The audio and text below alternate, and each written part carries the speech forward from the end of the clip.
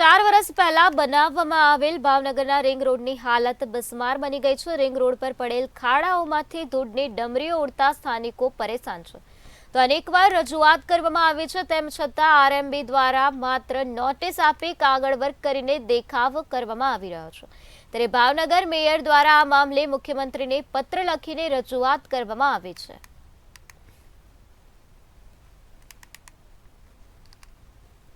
Ring road बाबते આપણે 10 દિવસ પહેલાં આપ કહો છો તેમ સૂચના આપી હતી અને કોન્ટ્રાક્ટરે હા પાડ્યા પછી ફક્ત કપચા અને કપચી નાની નાની અને મોટા મોટા કપચા પાથરી દીધા અને આગળ કાંઈ કાર્યવાહી નહીં કરતા અમે જાત તપાસ 2 દિવસ પહેલાં કરવા ગયા હતા।